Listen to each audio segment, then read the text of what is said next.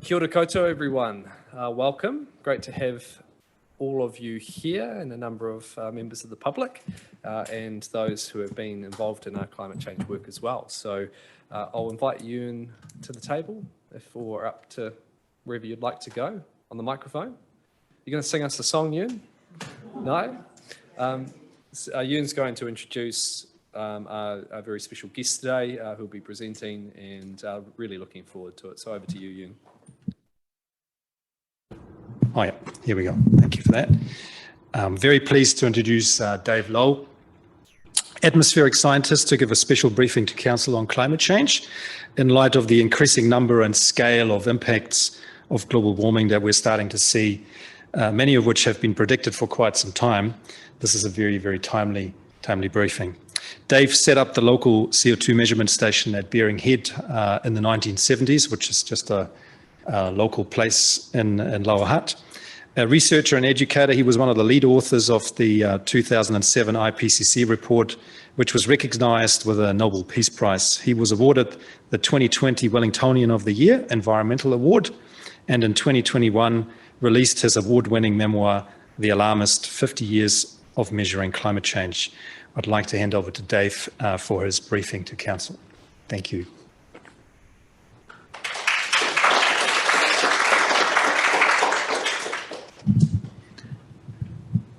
Thanks very much, Ewan. Well, it really is very, very nice to be here. And yeah, a couple of reasons for that. Bearing Head, as Ewan just said. But the other thing is that we used to live elsewhere. And 7 years ago, my wife and I moved to Petone, and we brought our small science company with us. And I'd have to say it's been a privilege running that company here and contributing to the wealth of Hutt City. So, let's get going.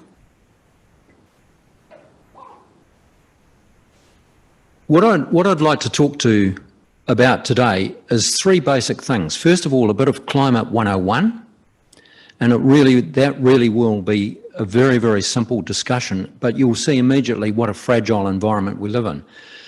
Then I'm going to move on to things that are more specific to Hutt City.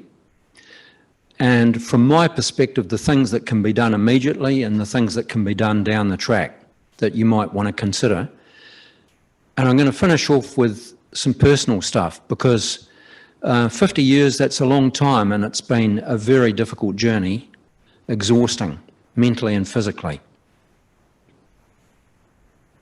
So, Climate 101. The first thing is that virtually all of the life on the planet survives in a very thin film. It's only 5 kilometres thick, not much more than that, where all of the life that we know about survives. And the reason for that is that once you get above 5 kilometres, first of all, the pressure is down to half of what it is here. There's quite a lot of ultraviolet radiation, and it is very, very cold. It's a harsh environment. So the life that we know about is critically dependent on the properties of that thin film.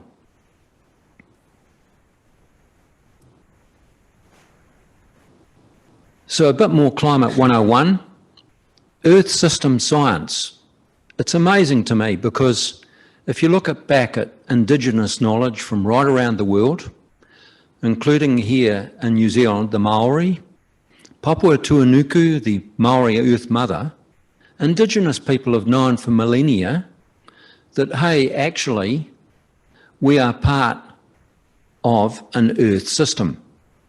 We're totally dependent on water, air, and the terrestrial biosphere. And goodness me, it seems quite a while since modern science caught up with the fact that, yeah, we have this amazing connected system, cycling water, carbon dioxide, nitrogen, and lots of other stuff. And it's actually not a good idea to mess with it, but we are. And if you look at the black line on that graph, on that slide, you can see that in 2021, humans added the equivalent of 40 billion tonnes of CO2 into the atmosphere. Now, in actual fact, there's a lot more carbon around in the atmosphere than that. It's greater than 100 billion tonnes, but you can already see that humans are a significant player in what's going on the planet. So, it's extraordinary if you think back to the 1800s. There was some work done by a scientist, a Swedish scientist called Svante Arrhenius, who incidentally is a distant relative of Greta Thunberg, the Swedish schoolgirl activist, where he hinted at the fact that carbon dioxide, if carbon dioxide in the atmosphere changed, then maybe the Earth would warm. And he did some preliminary calculations, and he wasn't too far off. But where he was way off was he thought that it would take around 3,000 years before humans emitted enough carbon dioxide to bring the concentration up with 50%. Well, guess what? Bering Head is up 50% now. So we're just talking back to the Industrial Revolution, 200 odd years. We've done that in 200 years. Human beings are now major players in the Earth system. So what about measurements of atmospheric carbon dioxide? Well, it wasn't, in the first half of last century, essentially nothing went on. No one did any work really on the environment, and the reasons for that, there were two major world wars, an extraordinary economic depression, lots of other skirmishes, the Cold War. There really wasn't time, and any available research funding basically went into weapons development and maybe some industrial things. So it wasn't really until the 1950s that this person came along, Dave Keeling, and he wondered about carbon dioxide in the background atmosphere. And so he made the very first measurements at a place called Mauna Loa, which is actually a volcano. It's in the Hawaiian Islands. And the thing about it is that it's 3,500 metres up, and it's well removed from industrial sources of carbon dioxide. So he started making those measurements in the late 1950s. And so he made two extraordinary discoveries within a couple of years. And the first one was this: he found that carbon dioxide in the atmosphere had a seasonal cycle. It would reach a kind of a maximum towards the end of winter. I want to work this mouse at work. Uncontrollable. So you can see those peaks there, that's the end of winter, but then in the Northern Hemisphere spring, the carbon dioxide levels would drop down dramatically. And then the next year, the cycle would be repeated. And so it was an extraordinary discovery, completely natural. Essentially, he discovered the planet breathing. This was the terrestrial biosphere in the Northern Hemisphere. So in the spring, you get lots of plant growth, the trees are putting on leaves, and it draws down carbon dioxide. And what the Americans call the fall, the opposite happens. The leaves fall and carbon dioxide goes up again. So a completely natural process that's been going on for countless millennia. But unfortunately, he made a second discovery which has changed our feelings for the planet forever. What he discovered was that year on year, carbon dioxide was increasing in the atmosphere. A horrific discovery. So this was the Northern Hemisphere. And Dave Keeling wanted to know what was going on in the Southern Hemisphere. It was absolutely urgent.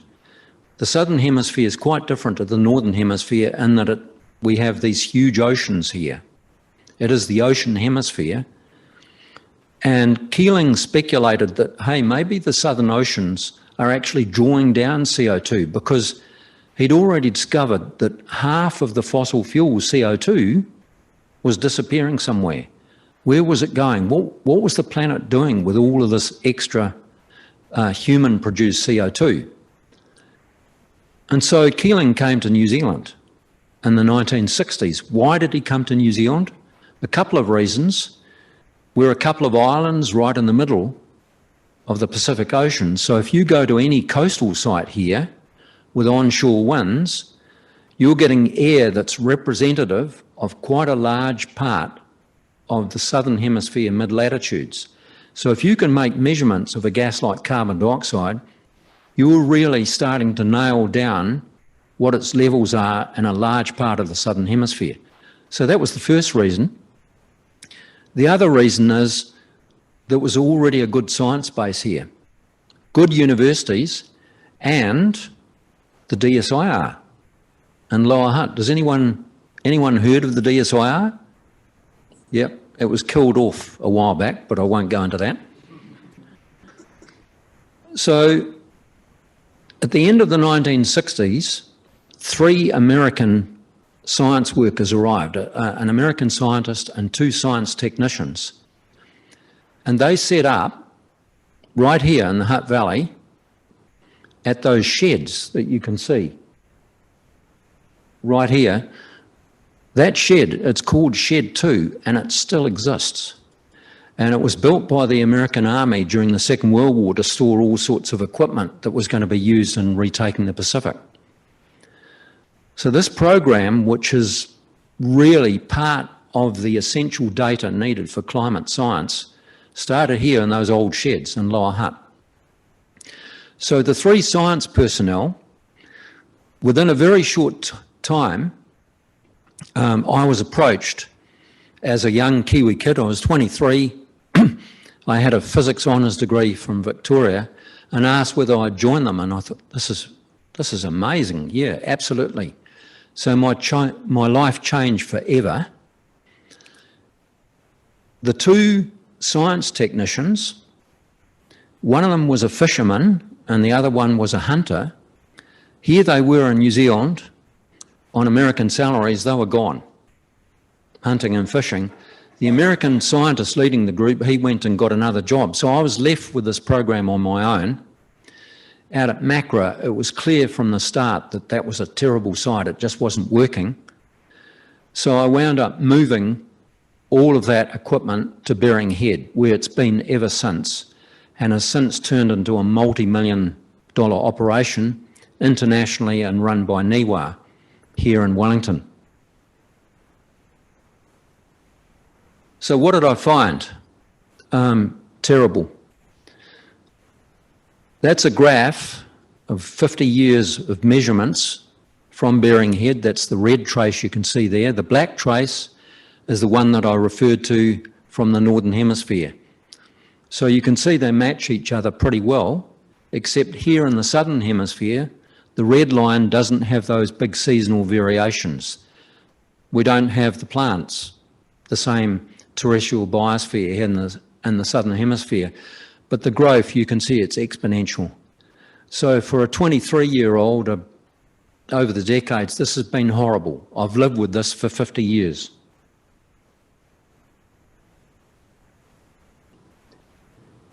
So the graph that I skipped over was atmospheric methane. Methane's doing the same as carbon dioxide, increasing exponentially.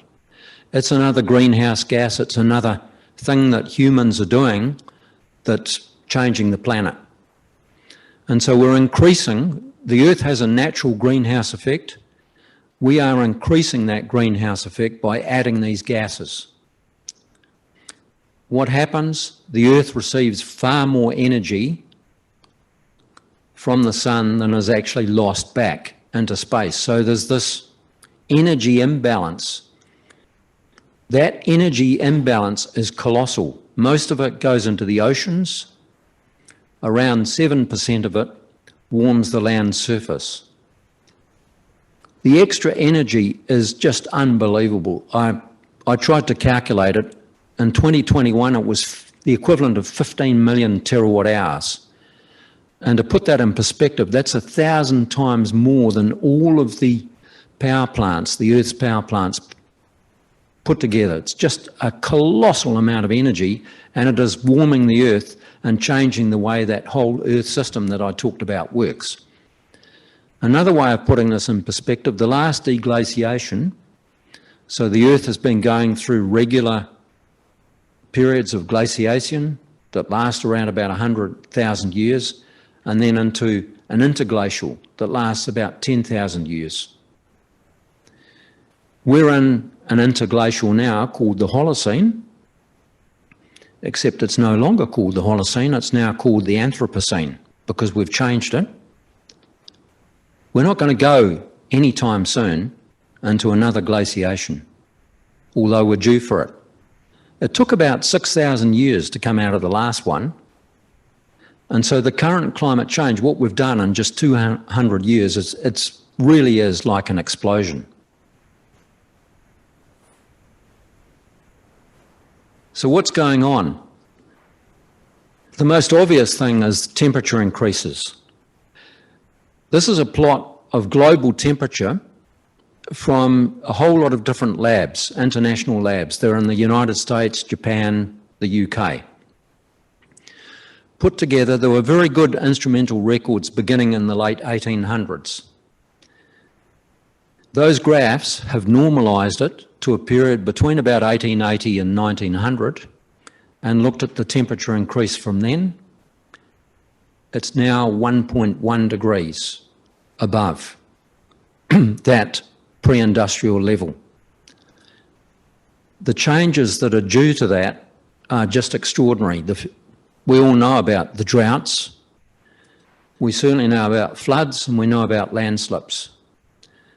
And these are increasing dramatically because of the way the atmosphere works with water vapour. And you see, here's the thing. Air can hold a certain amount of water, critically dependent on the temperature of the air. If you increase the air, the amount of water vapour that can be held increases dramatically. And that's why we are now winding up with very damaging atmospheric rivers over New Zealand. The current one, who knows? There are some estimates that it contains as much water as the whole of the Amazon River. And that's what we're doing. Just by heating the atmosphere, we're increasing the ability of the atmosphere to hold water. A very, very dangerous situation. New Zealand's always been subject to atmospheric rivers, but not carrying that amount of water vapour. Atmospheric circulation itself is now changing because of the way the temperature gradient is changing between the poles and the equator. We know about sea level rise. Coral reefs, there are some estimates that they'll mostly be gone in around 20 to 30 years. They can't stand the increase in acidity in the ocean, for one thing, or the increase in temperature, and also some local pollution. We know about heat waves. In Europe last year, the heat waves contributed to more than 20,000 deaths. Sadly, the same thing is going to happen again this year. In April already, some parts of Spain were experiencing 40 degrees. Southern Europe, estimates are showing that within 10 to 20 years in the summers, places like Portugal, Spain, parts of Greece will be uninhabitable in the summer. You can't live there. If you're going, human bodies cannot withstand sustained temperatures of above 40 degrees. You just die. So sadly, I'm not going to go into this anymore. A lot of glum faces there, is it? This is an emergency. We're facing an emergency. The science is unequivocal. I wish that wasn't the case, but it is.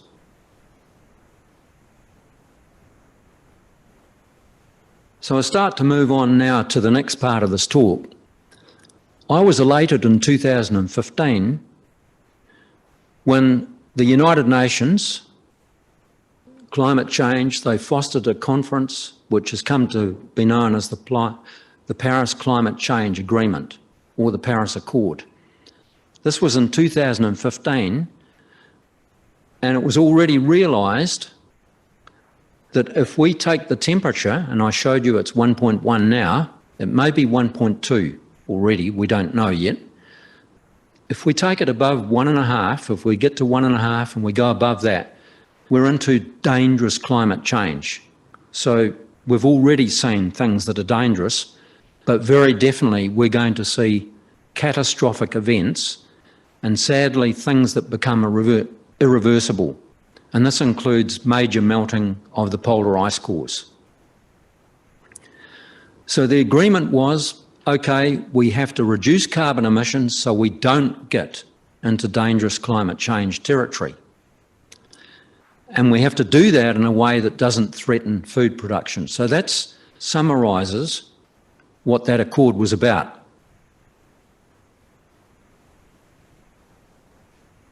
So let's have a look at what's happened since 2015. Sadly, nothing. Emissions have continued to increase.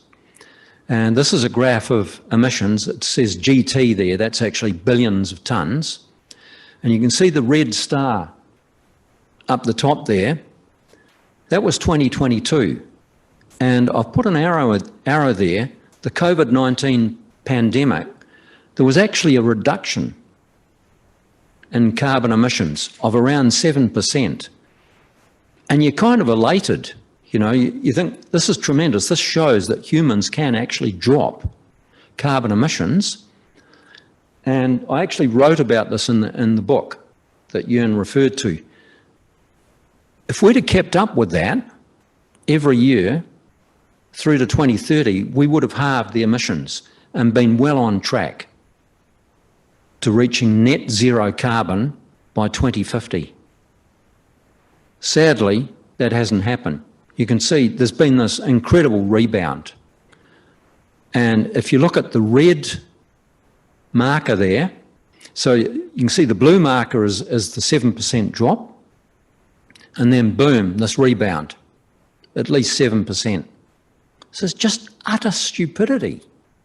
It's just like there was no heed taken of what we could do. So just really, really depressing for me.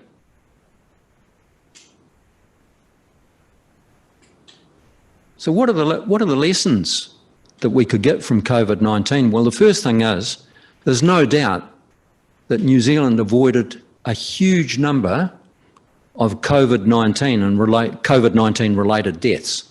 So how did they do that?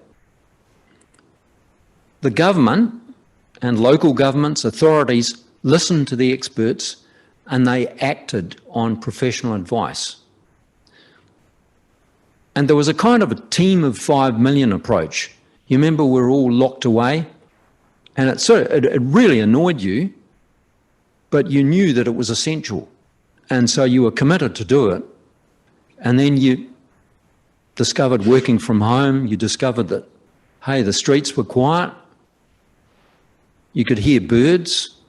You know, there were quite a lot of advantages to this.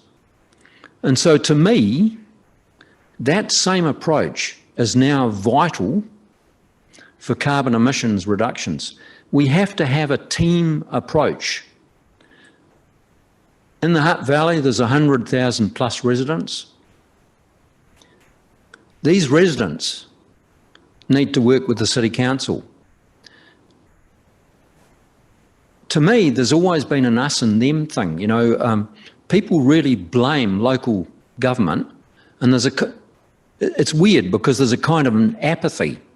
So to me, the only way forward is that the residents, the 100,000 plus team here in the Hutt Valley, have to get engaged and start really seriously working, looking at their lifestyle and reducing carbon emissions. There's no way this is going to come out of City Council rates money.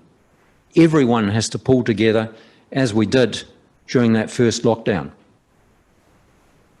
So I'll talk about, from my perspective, emissions in the Hutt Valley. And so most of the emissions come from the residents. Jörn and his team here have worked very carefully on the City Council's own emissions. Presumably the tip is a major factor. But in actual fact, most of the residents, most of the emissions in the Hutt Valley are from all of us who live here. And there are three main ones, three tall poppies. transport, what we eat, and housing. And so I'm going to, just from my personal perspective, go through each of those three topics now. So you can see the picture there. That's the Esplanade on a typical day. It's like a parking lot. What you see is car after car after car sitting there, stop, go. So many cars.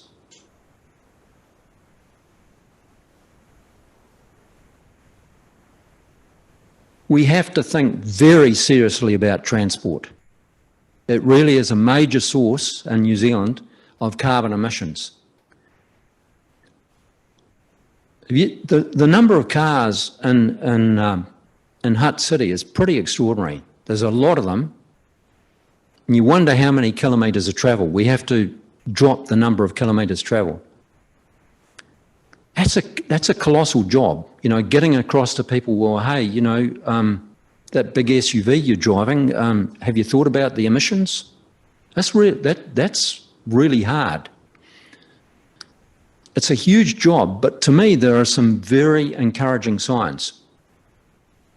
That picture I've put up there, that is a Chinese EV.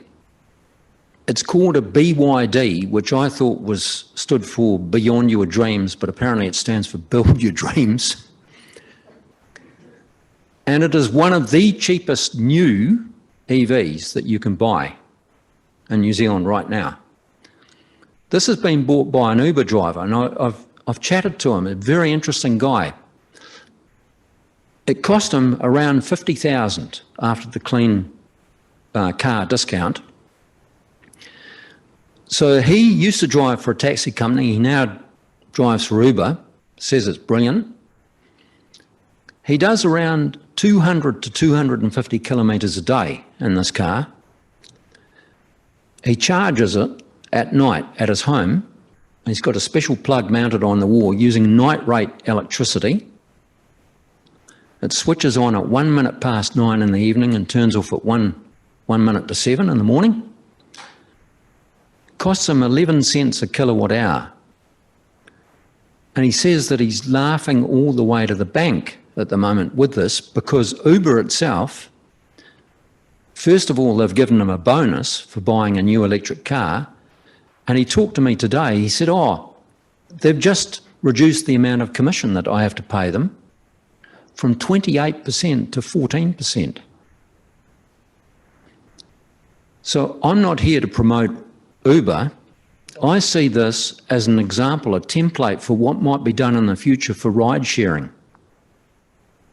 If you can have a model like this, which is run from a cell phone, you have a major opportunity to reduce the number of cars in Hutt City. Already you can see they've written there. I know quite a few young people. They don't have cars. They have a cell phone. They use Uber, they use buses. Many of them don't have driver's licenses. So these are people who live in urban areas. Why would you bother? They find it extremely convenient. So I think ride sharing is something that we here in the Valley should be seriously looking at in a way to reduce the number of kilometres that are travelled and specifically the number of cars that are on the road.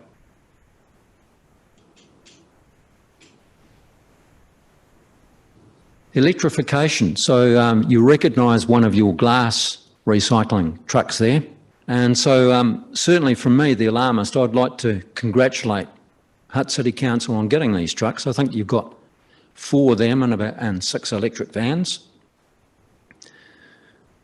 So if you really want to, a New Zealand citizen, if you absolutely have to drive a car, then the quickest way that you can reduce your CO2 emissions from your family is to actually start using an EV, if you have to use a car, and you need to think about that.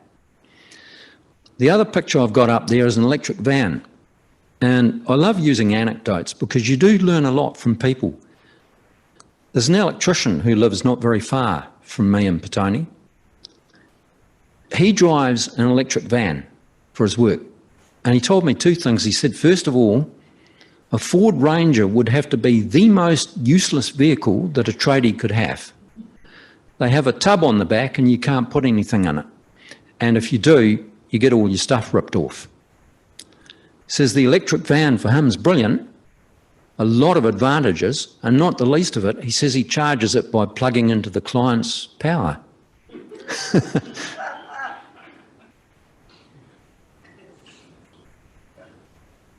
So I thought it'd be interesting just to do a back of the envelope calculation and compare the costs for an EV, a second-hand EV, and a second-hand, we call them ICE cars, internal combustion engine cars. My wife and I drive a 5-year-old Nissan Leaf. That's it up there. If you look at the cost of these things now, they're about $22,000 to $27,000 after the clean car rebate. The open range of our car, open road range, is around 150 to 200 kilometres. So a lot of people are used to thinking, oh yeah, I'll drive from Wellington to Auckland. That might really put them off. Doesn't for us, because we need lots of coffee. And the thing is that last week we drove to Tauranga in this car, and you get to somewhere like Fox and you think, yeah, great coffee shop and there's charges there. It charges a lot quicker than what you can drink a cup of coffee. In fact, it's too fast because you have to go out and unplug it. So once you get used to the fact that, yep, 150 to 200 kilometres, you can drive anywhere in New Zealand with this car, and we have. We've driven to Whangarei and we've been to Bluff in that car. Now, the nighttime electricity that I talked about, 11 cents a kilowatt hour, for a 100 kilometre trip, that works out to $1.92. If you take the day rate, it's double that, $3.84. We did a trip in the South Island in March, 2,700 kilometres. The costs were $81. So you imagine, I've got it there, for a Toyota Corolla, the extraordinary thing to me, a 2018, you're looking at around about the same upfront cost to buy one of those things. Now, I'm not up on buying ICE cars, and there seem to be a huge range from 15,000 up to 35,000. I don't know what maybe different models. This one, which came straight off the web, is 29,000. And you can see it certainly doesn't qualify for a clean car discount because the CO2 emissions are rated at 154 grams per kilometre.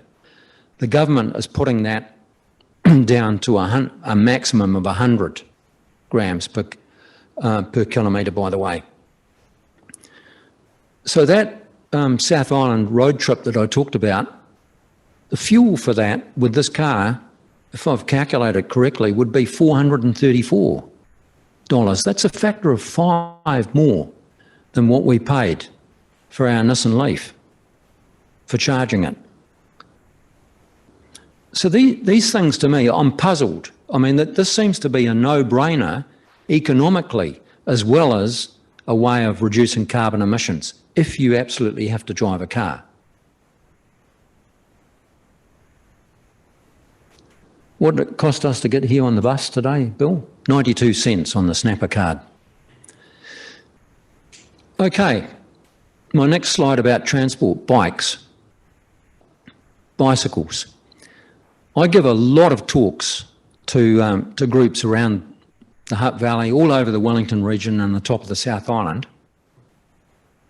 When I get onto the topic of bikes, for mature people like me,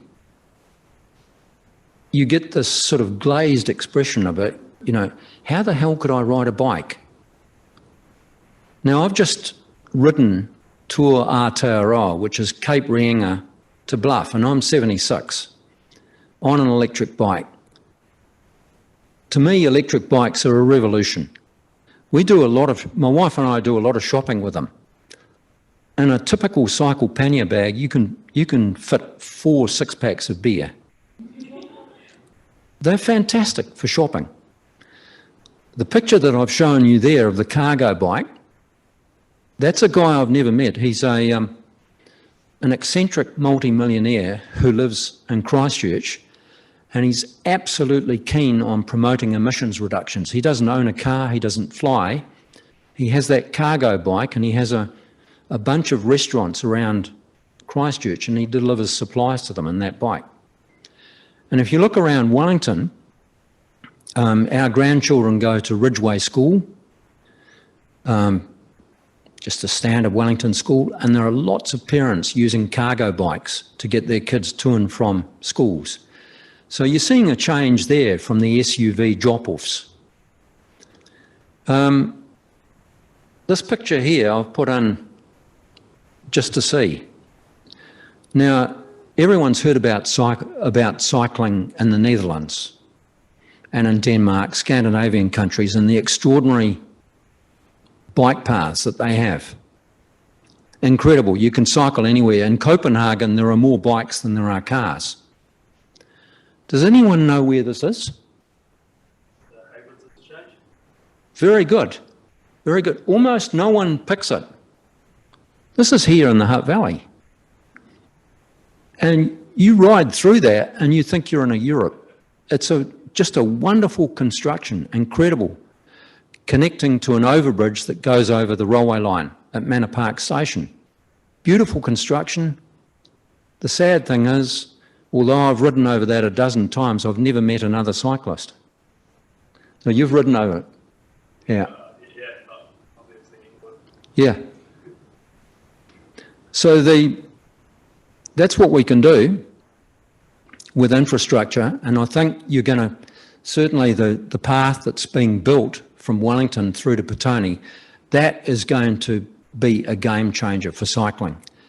I quite often ride into meetings in Wellington and it's not that much fun riding on State Highway 2.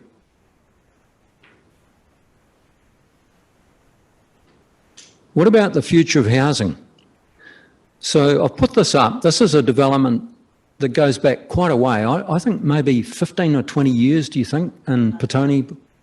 Does someone know? It's Jackson Mews. At least 20. Okay. Okay. Thanks, Tui. Yeah, so it's a pretty cool place. My mother-in-law used to live there. I guess you'd describe it as medium density housing. And to me, it's brilliant. You look all around the Hutt Valley and there are a lot of examples, various types of construction, where people, instead of being in a huge house, are in a situation like this. The only thing I don't like about it is that it's full of cars. And if you go in there, the area, I'd say at least 50% of the area that could be in housing is taken up with cars, the roads, and a few garages. So that's something to me that has to change. We just cannot go on like this. Big houses, on Tua Aotearoa, outside Winton in the South Island, I saw some of the biggest homes I've ever seen. You know, God knows, you know, mega thousands of square metres and like garages for 4 cars. Yeah, it's just, hey, I'm not going to go on.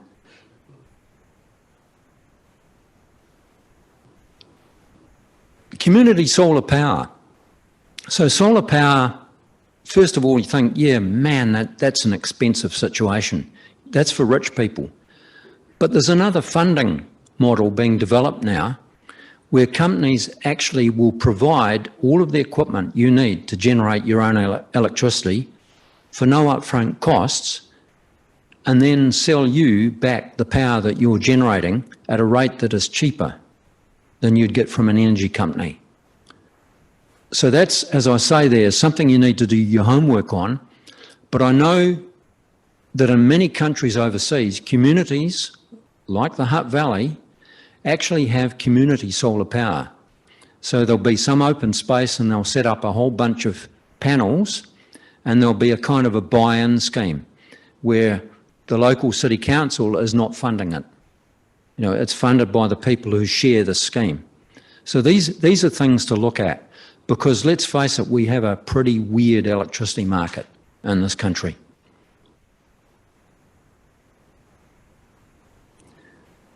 So the last thing, I had the 3 topics there, the carbon emissions, for those of us who live in the Hutt Valley, is food. So this is a tough one. There's no way that I'm going to go around and tell people what they should eat. I can't do that. But what I can do is point out that relying on animals, particularly ruminant animals, for producing protein is a very, very damaging way, very damaging use of land. There's an estimated 4 billion hectares on the planet in agriculture production. And a lot of that, a huge amount of that, is in pastoral farming. We have a lot of it in New Zealand. Pastoral farming consumes huge amounts of water, a lot of fertiliser that comes in from overseas. It's a very expensive and damaging process. You can see I've headed this slide. At the moment we have 8 billion people on the planet. There is no way that this planet can support 10 billion people eating beef. There are innovative ways of changing the way we eat. For example, you can combine farms now with solar electricity production. And the slide I've got there on your left, those are sugar beet fields in Germany, Hutt.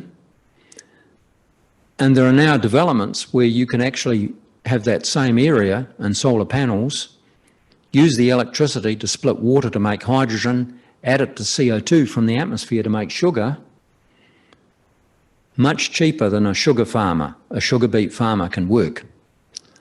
You could ask Jörn whether this is being taken up in Germany, and of course the answer is no. Farming is farming. And so this is an obstacle that we're facing, is the value we place on farming and it being the backbone of the New Zealand economy, and it's always been that way. But the thing is, it's always been that way. It cannot be that way in the future. We have to change. And this is the situation with so many examples of our lifestyles today. We have to change. We are facing an emergency.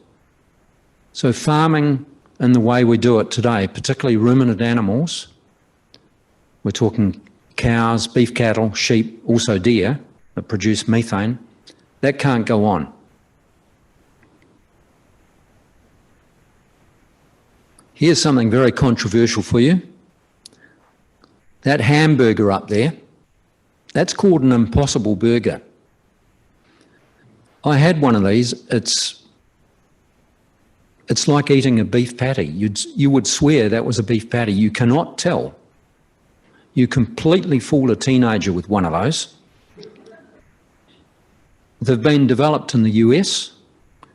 They're now available in supermarkets here in Petone. I've seen them. But sadly, they're imported from the US, so that doesn't feel that good. But it just shows you that from plant material, you can produce protein that's very tasty indeed. There's some amazing tech out there.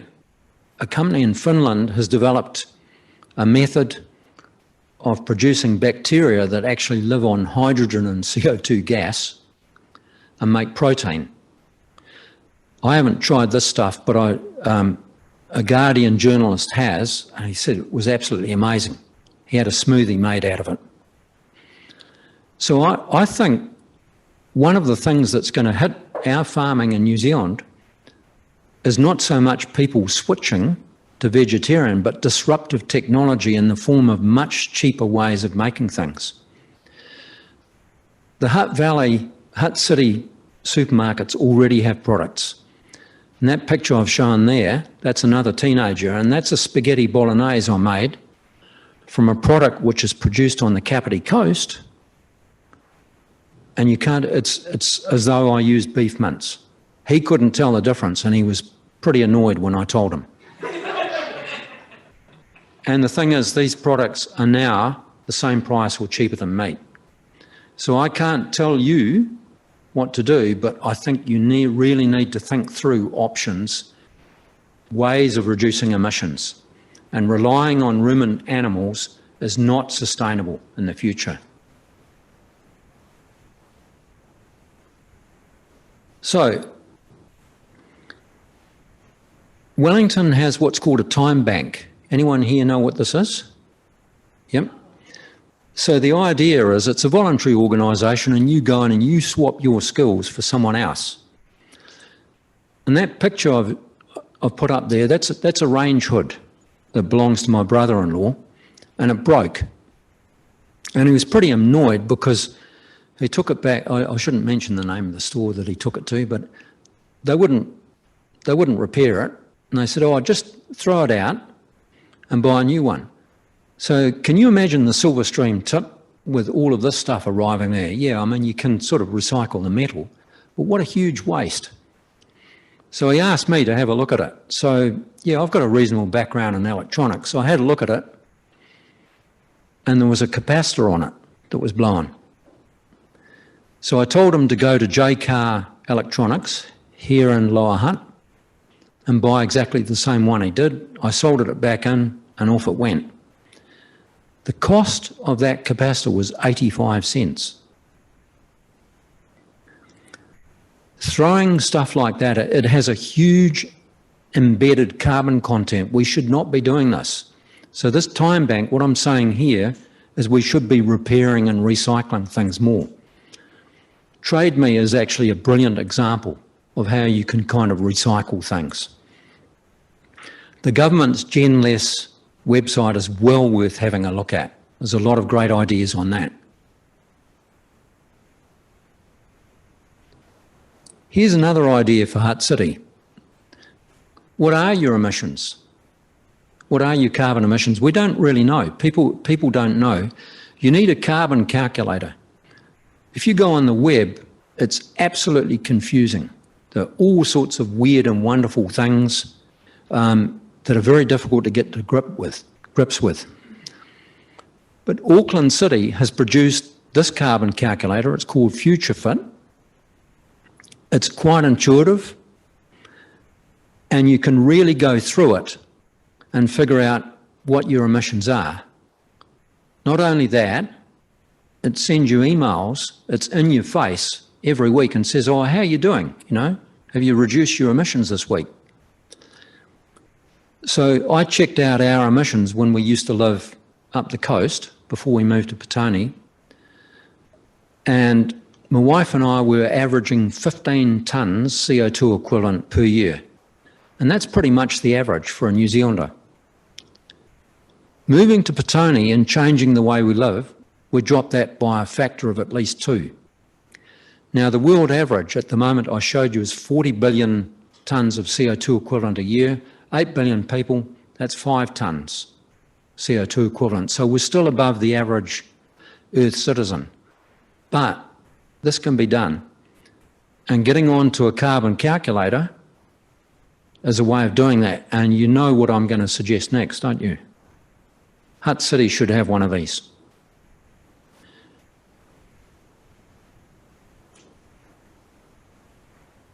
So, first of all, I'd like to congratulate Hutt City. I think you guys have done an amazing job. You declared a climate emergency, 4 or 5 years ago now? It's been really cool to be snuck up on by the electric glass trucks. It's pretty neat.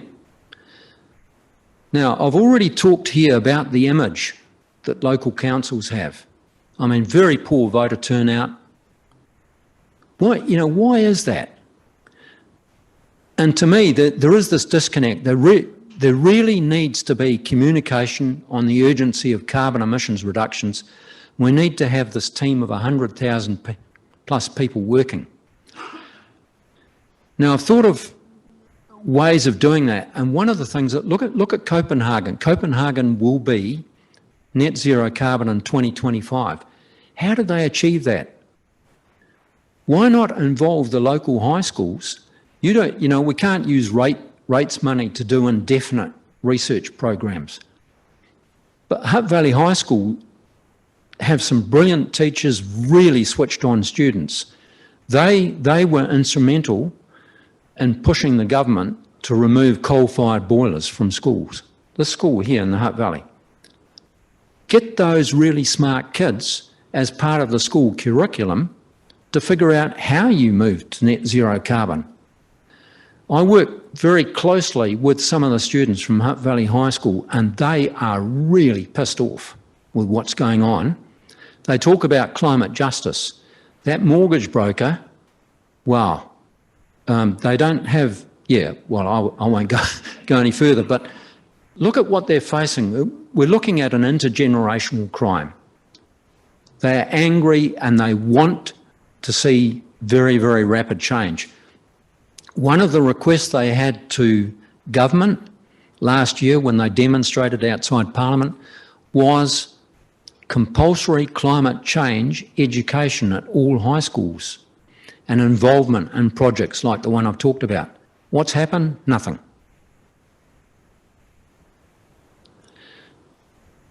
Here in the Hutt Valley, I guess it's Greater Wellington Regional Council, we've got Belmont Regional Park and we have Bering Head. There are still farm animals on those.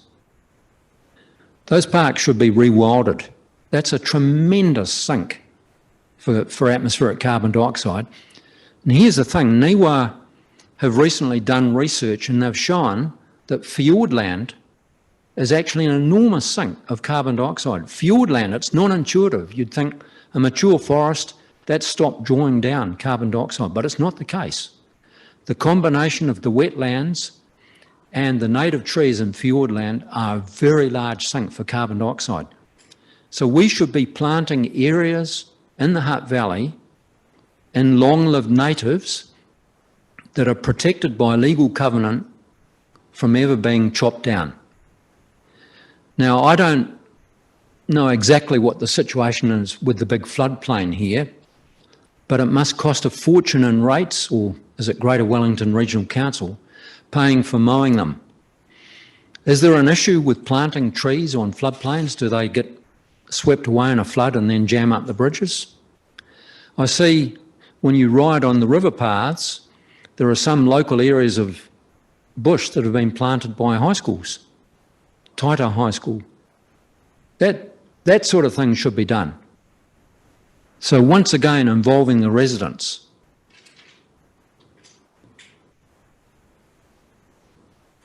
So I've battled this for a long time, and what could I do? So this is an excerpt from the book that I wrote that was published in the Guardian newspaper. So we already know how to do this. We know how to live sustainably. We're just not doing it. The leadership isn't there, the incentives aren't there.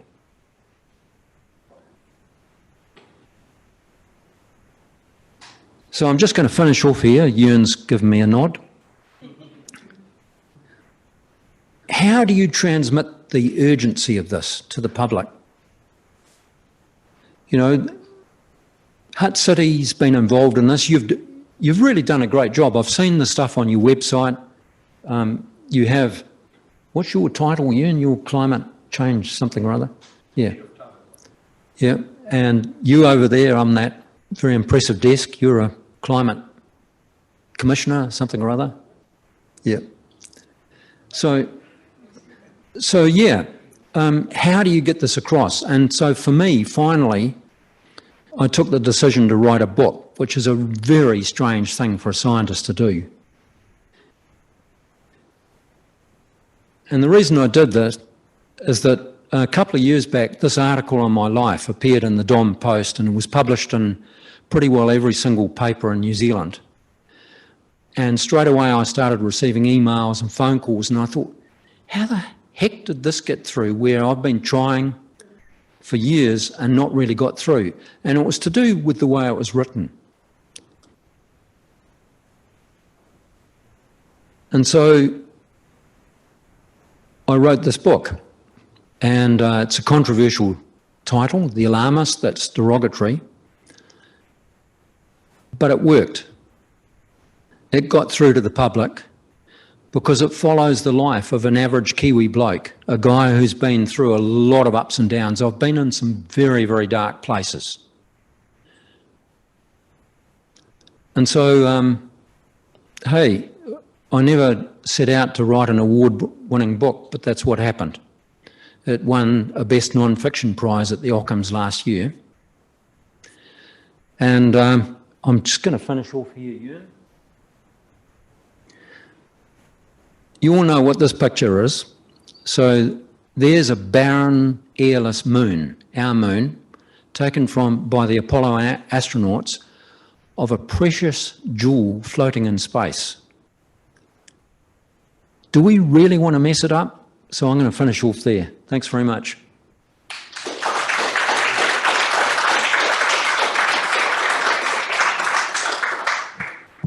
Well, thank you, Dave, so much for that really impressive presentation and really putting ultimately, some really good information to us, but also the challenge and how we, particularly as city leaders, work with our communities to really make a difference. But just want to say thank you so much for all your contributions that you've made and for the presentation tonight.